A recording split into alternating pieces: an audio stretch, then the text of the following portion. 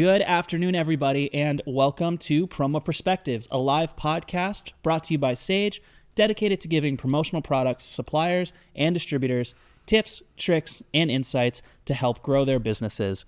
I'm Gib Gotai, Senior Marketing Coordinator here at Sage. We're going to be talking today about how you can use Sage stores to sell more promo in 2025. I'm joined today by a very special guest, Chris Jordan, Distributor Account Advisor here at Sage. Chris, thanks for coming on the show. Gabe, thanks for having me. I'm Chris Jordan, Distributor Sales here at Sage. I'm going to be here going on 3 years in March, so coming up on my anniversary. And I'm so excited to talk to you, everybody, today, especially you, Gabe, about stores and how to have those conversations, how they work, and try to ask your burning questions. And I'm just excited. I'm sure we've already got some of your customers in the audience today that are familiar with you, gotten to know you. Some of you might have gotten to know Chris up in Vegas a couple of weeks ago at the PPAI Expo. He talked about Sage stores at one of our Sage Experience education sessions. And I know he got a lot of great questions from you guys there. So today we are going to be diving into some of those popular questions and sharing the answers with you here on the podcast. But before we dive into all that, Chris, why don't you just introduce yourself a little more, tell the audience about yourself, your history with the industry and promo in general. Awesome. Another good question. So I've been with Sage going on 3 years. Outside of Sage, I'm a musician, piano player, love the keys. I'll just tell you now, Stevie Wonder is my inspiration. So before you ask, part of having a band is understanding promo a little bit more in marketing and understanding brands. So my band does have a company store, which is cool. So in case you guys are wondering who's a potential fit for a store, it could be your local cover band. It's really awesome to kind of see the power of it as well, because one of the things is you understand that, stores are made up on a brand. The basis of a store has to do with the brand and creating assets of that brand for people to purchase, or receive.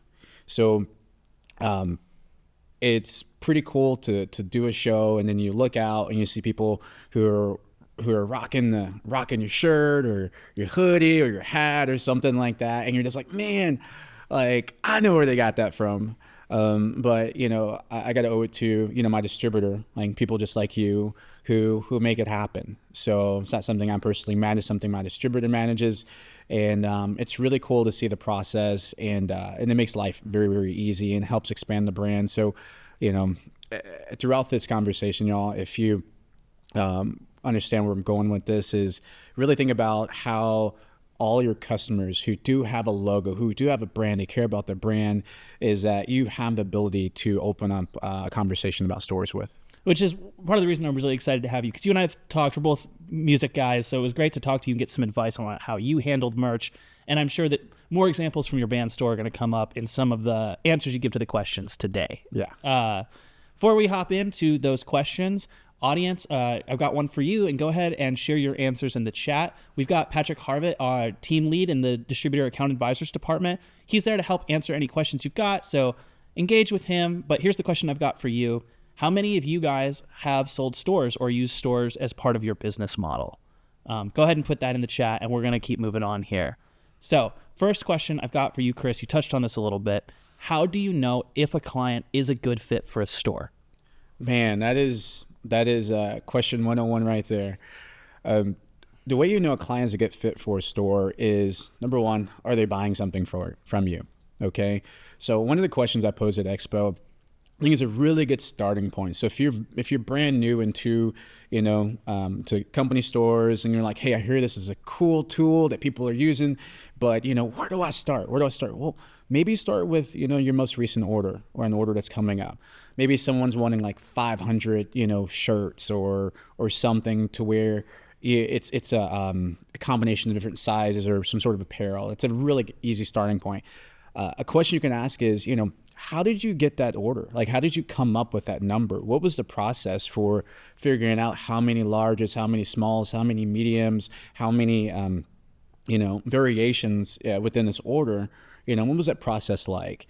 And so that's a question that you can ask on a basis level, just to kind of open up the conversation. Because, if someone is telling you, Gabe, I had to go all over the office and chase, Bob, Sam, and Sarah for their orders. It's crazy. It takes, a week to get this all in, because no one's available, and I have to manually do it. I have to write everything out.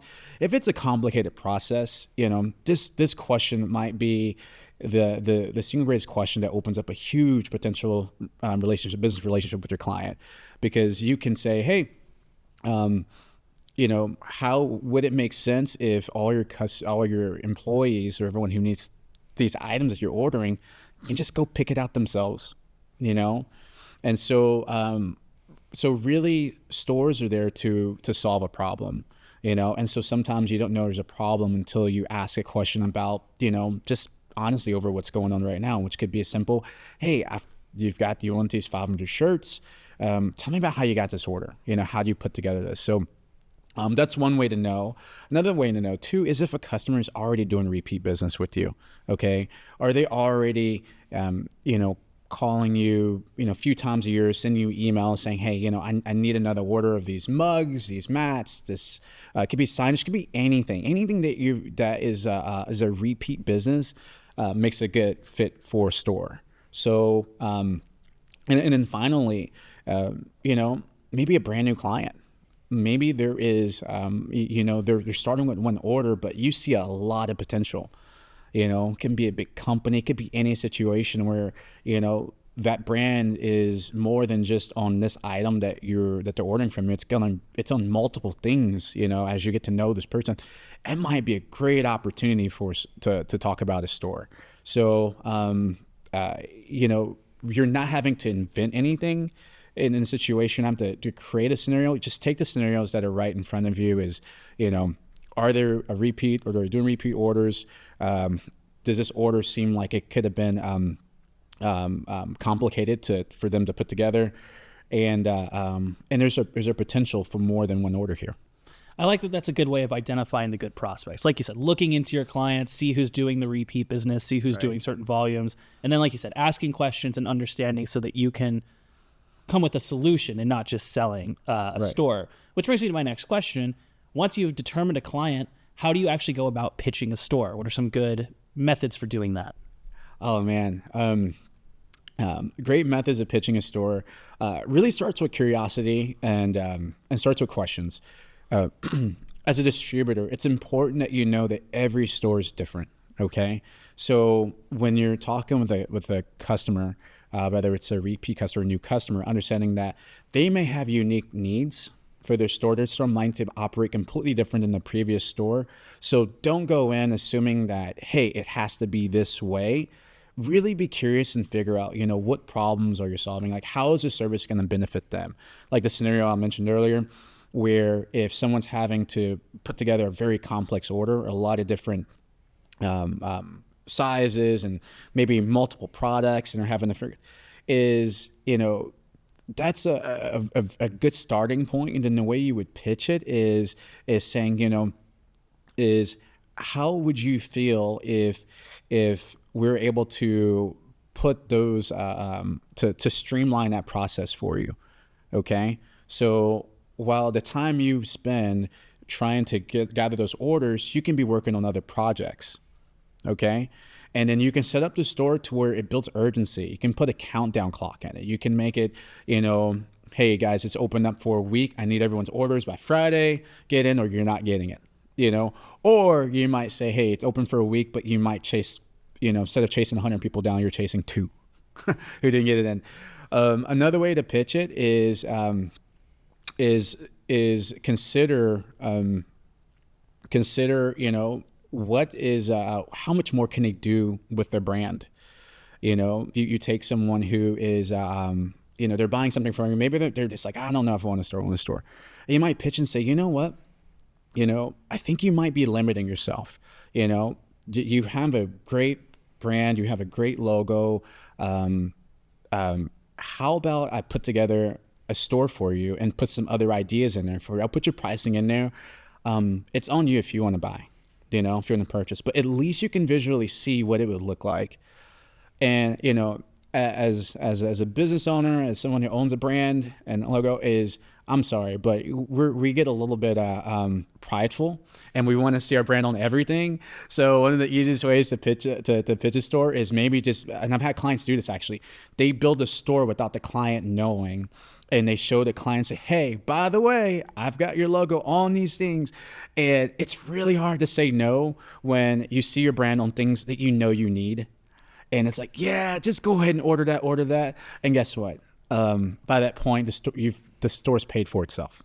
I love that, because you're not just, this might be the difference between, I'm more in the marketing world than the sales world. So sometimes somebody like me might get bogged down in what are the general selling points of the product of a Sage store? It can do this, it can do this. But you're coming in at more from the perspective of, what problems are you having? Here's how I can solve them. Right. And more than that, check out how great your brand looks in this solution. Right. I love that. So let's move on from, the identifying clients and pitching side of things to actually operating it. And I know that one of the most popular questions we get asked, and I think you got asked this up at Expo, what is the ordering process like when you're using a store? Oh, man, that's one of the most popular questions. The ordering process when you're using company store, and I actually just got an email earlier. Someone asked me, a client asked me about, hey, I have a large client, and I think I want to do a store for them. But they're going to be purchasing via PO and invoice. Do I have to have payment processing in order to have a store? You do not. Okay. Every store is different. Every store is made up differently. And that's why you just kind of start at you start at the problem solving level and figure out, okay. And it's the ordering process is kind of develop within that, because also too, is if your client has a way of paying you, maybe they're pre-purchasing everything and they're like, hey, we don't need any cards swiped in the store. We're just going to pay you how we normally do. That's totally fine. That's totally fine, because you can maintain the same ordering process that you already have with the current client. But the great thing about that is you're still solving the problem of them capturing all those orders. So it's still a huge benefit. So don't feel like the ordering process dictates the value of the store. It really doesn't.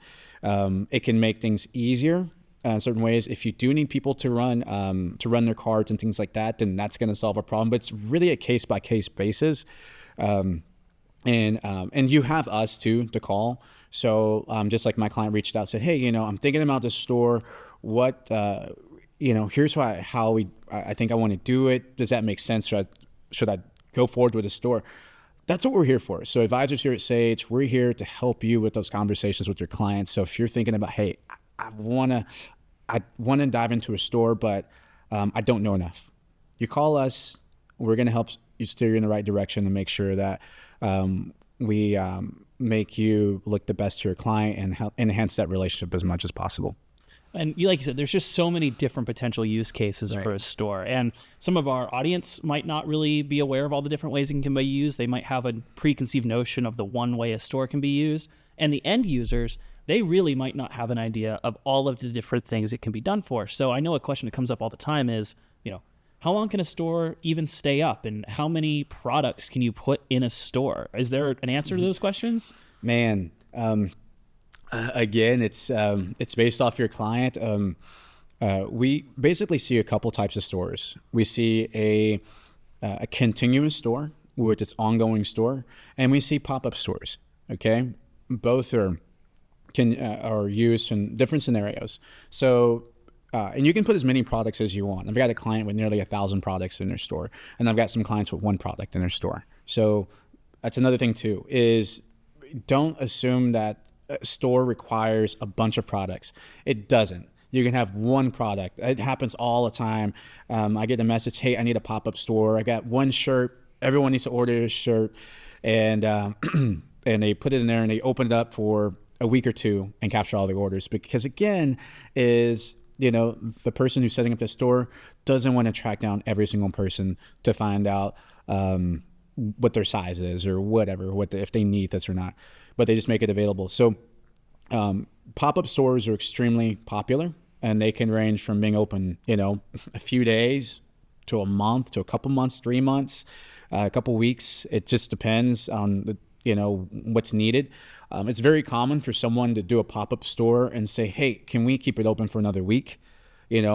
totally popular. You do have a lot of flexibility with stores. So keep in mind that you're not locked in when it comes to timeline. Just whatever makes sense. Typically, what we find when the ongoing stores is someone might either they're purchasing really big orders to reach their the minimums. Or the inventory is pre-purchased, which we'll get to in a moment. So inventory can be pre-purchased, and someone is just like, hey, they are asking for this, and you're just sending it out. Or where the pop-up might be like, hey, we're not going to pre-purchase inventory. We can just pop up to get all the orders in as soon as possible, and then use that to hit the minimum so we can place the order with the supplier. So, but those are great conversations we love to have with distributors over store setup and all that. Well, and like you said, so many different possible ways it can be done. Let's talk a little bit about some of the shipping and handling things. We'll start with shipping in particular. What are some of the different considerations on how to handle shipping and the costs involved, depending on the different types of store that you're running? Gosh, so shipping is that's a very common question on how to set up shipping. Obviously the easiest, best case scenario is if you're sending it to one location. One location, there's one order or something.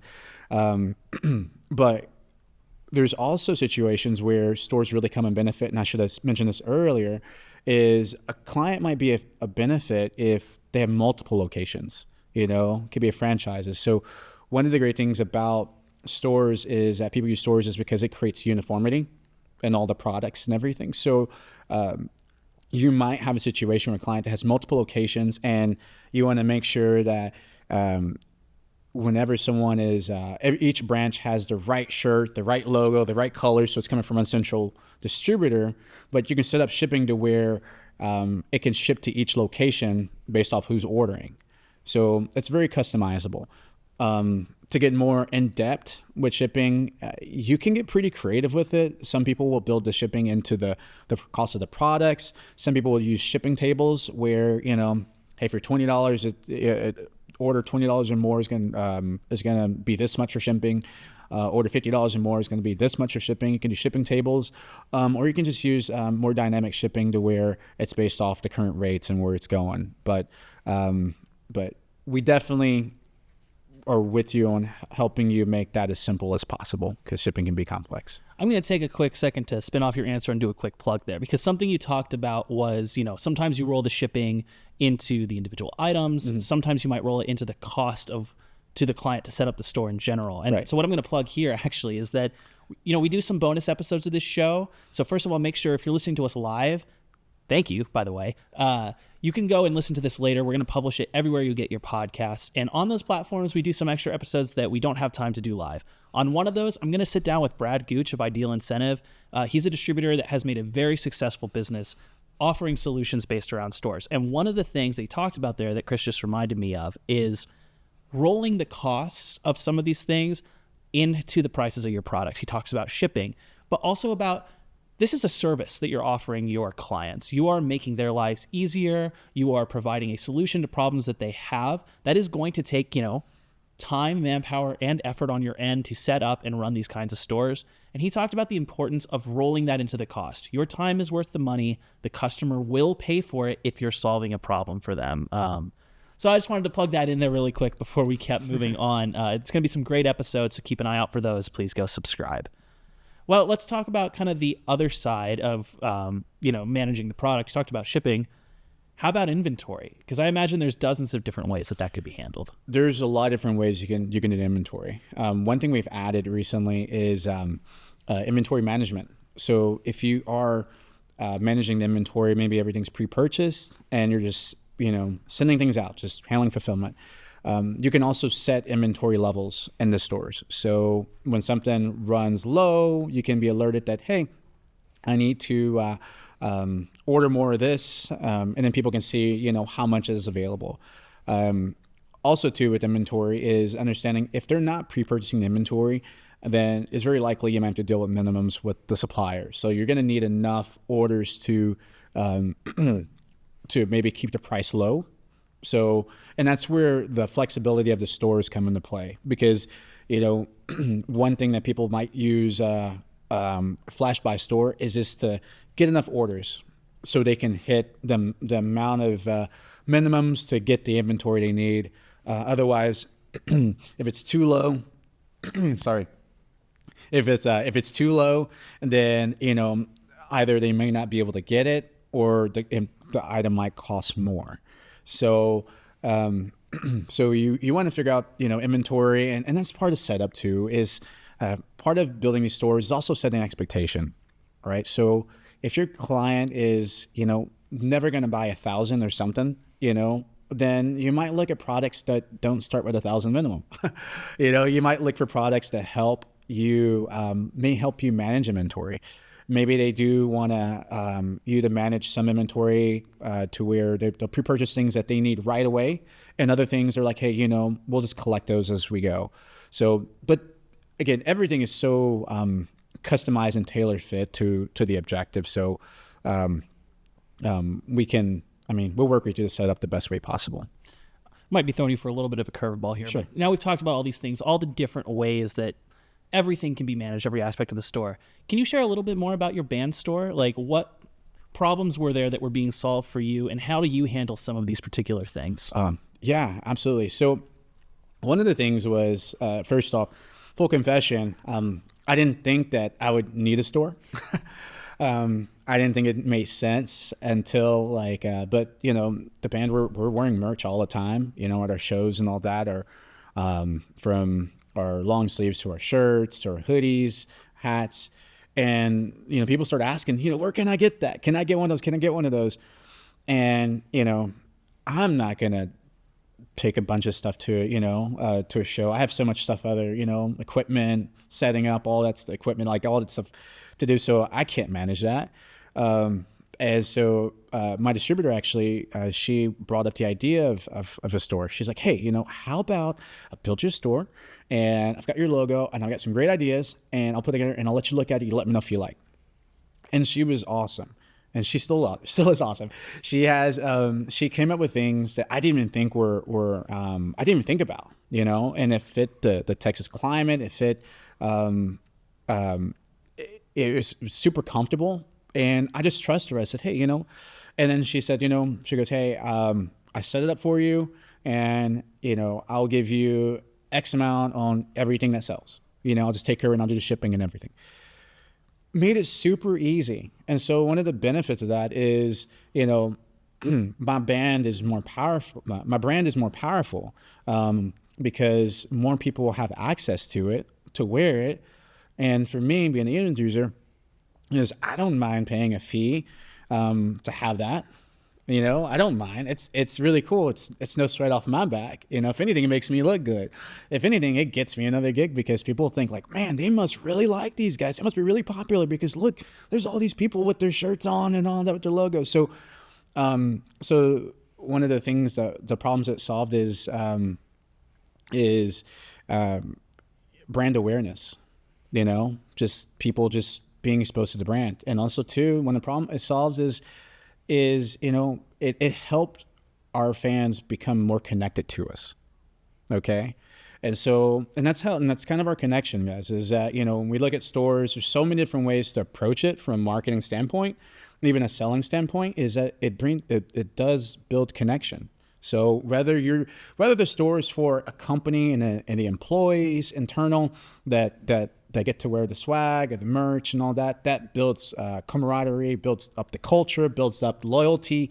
And then it works externally as well, is that, people outside of a company who are liking the swag, the merch, the promo, it builds up their loyalty to it too. So, that's the goal for every brand, right? It's to build loyalty, build trust. And the more you're exposed to it, the more you see it, the more it builds.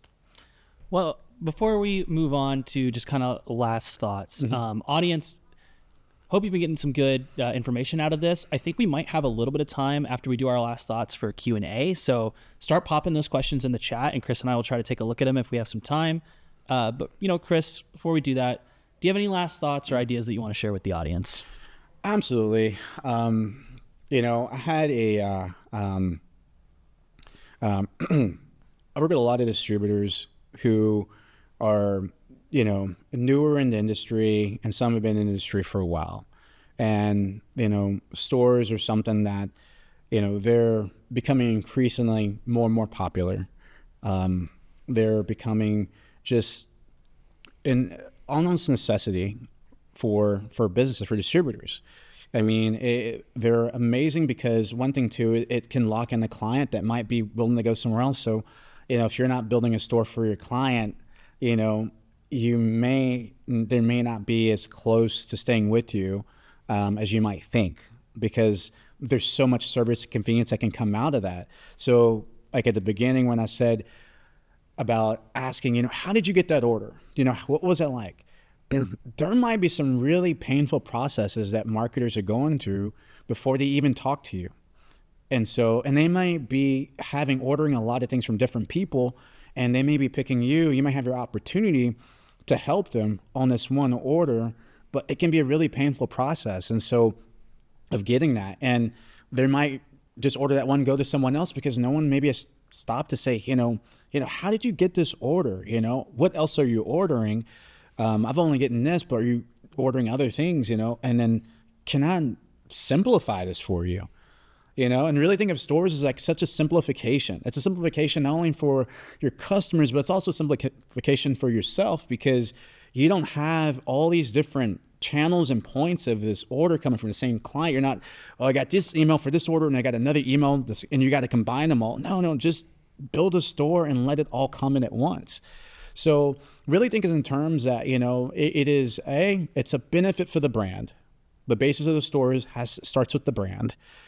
And next, it is a service that can save a lot of time. It can save a lot of confusion. It's also a way to simplify. It's a way to create uniformity for maybe a big company, maybe for a lot of marketers. Maybe there's 5 different people in the marketing department ordering from 5 different distributors. These are real problems that stores can solve. So I encourage you all to get in those conversations with your current clients and find out, what opportunities there and what are their pain points that they're not telling you. That is great. That's awesome, Chris. Thank you. Well, hey, can we go ahead and pull up the Zoom chat here? Let's see if we've got any questions waiting for us. Ooh, wow. I see it's been a pretty busy chat. No idea how to set that up. Is there a video or way to learn how to set up a store? I know we do have videos on our YouTube channel and in our knowledge base on SageMember. I would think, Chris, maybe the other option is to get with a distributor account advisor, right? Absolutely. So you can get with an advisor, and SageMember, we do have a, you can click on Site Store Manager and then click on Create a New Site. We have some starter stores. So if you want to have like one that's kind of already started and kind of work on that, you can do that. But the easiest way is contact your advisor and we'll schedule time with you and then make sure you get the attention you need to get one set up. Another question we got there, Chris, is somebody here says they've done several stores, but can you remind me and share with the audience the difference between using an actual store and using just a showroom? When would you use one versus the other? I love that question. So I got clients that use both. I'm a huge fan of both, okay?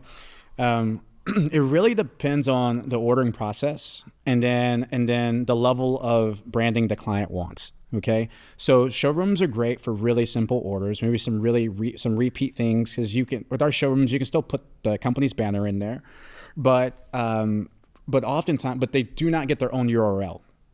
Okay, and you can't do too crazy on the customization as far as on the checkouts, because the checkouts on the showrooms are exactly the same on the website. So, but with a store is where you can get a lot more dynamic with it, a lot more customization, and you can really make sure that you can cater to order processing, everything the client might need. Awesome. Well, actually, I'm very surprised. We've gotten a lot of great questions. I see Patrick's gone through and answered some of these already. I don't think we're actually going to have any more time on the live show to get to these today. So please reach out to your distributor account advisor to get all of these questions answered. I want to thank all of you again for hopping on this Zoom with us and for listening to the show. Please go ahead and subscribe to the Promo Perspectives podcast. Anywhere you get your podcasts, Spotify, Apple, YouTube, wherever. Got all kinds of great content coming up.